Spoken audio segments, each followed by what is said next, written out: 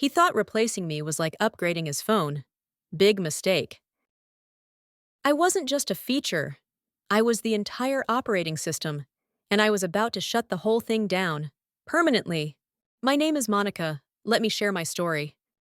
The clinking of champagne glasses filled the grand ballroom, the usual symphony of corporate backpatting.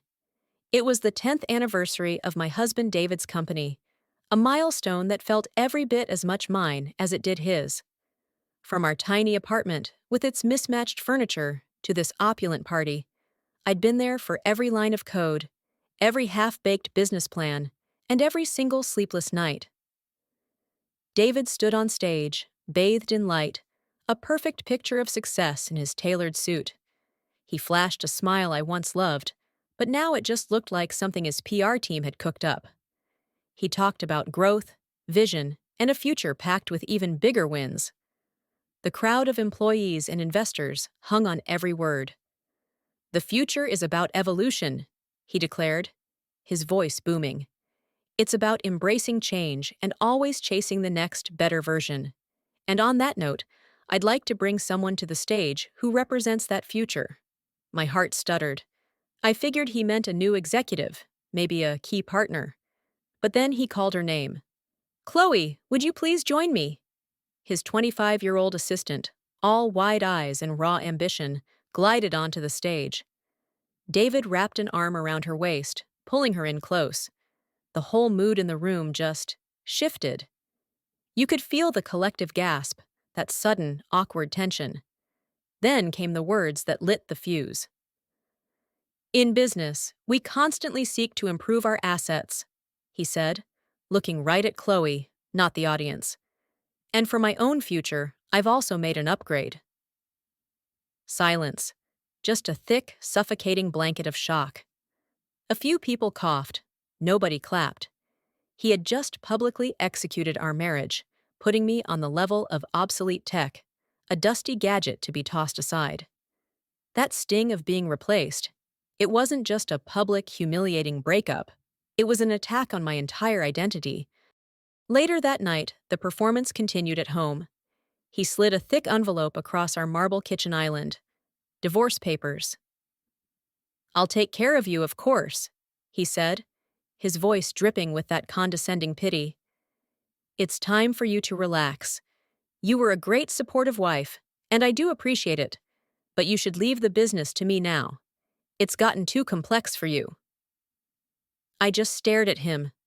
The man I helped build an empire from scratch was now dismissing me like some decorative accessory.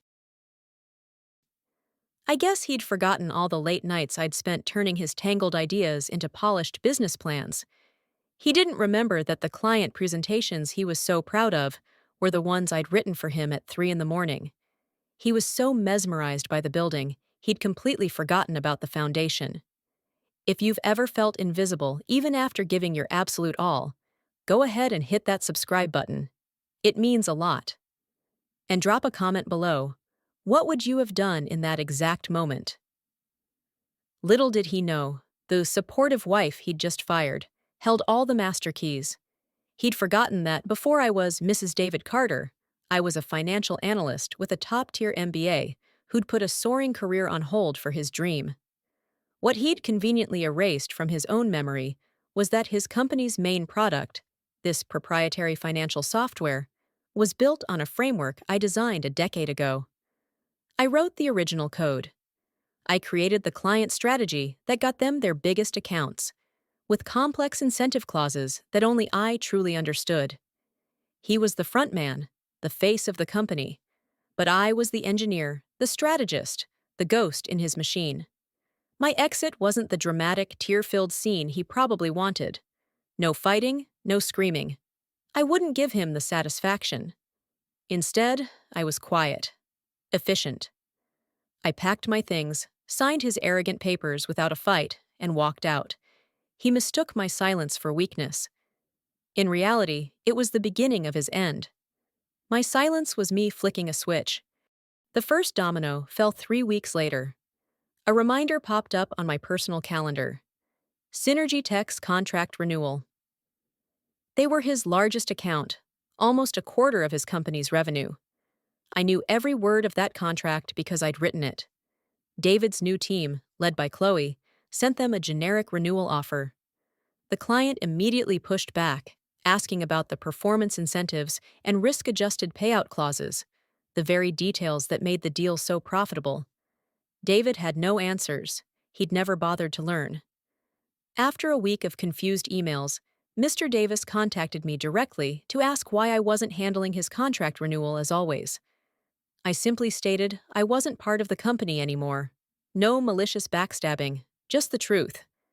And just like that, the client pulled out, citing a lack of strategic continuity. The second domino fell a month later.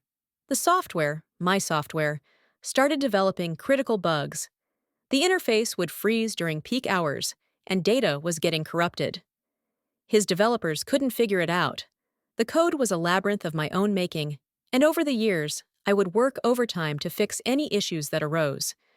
Jason, a senior developer, who knew I was the original architect, a guy loyal to the work itself, quietly put in his resignation. He sent me a simple text that night. "The ship is taking on water. Hope you're on dry land." I was. The third and final domino was the market itself. A sudden shift in trade regulations, exactly the kind of event my models were built to predict, sent shockwaves through the industry. The company needed to pivot, and fast.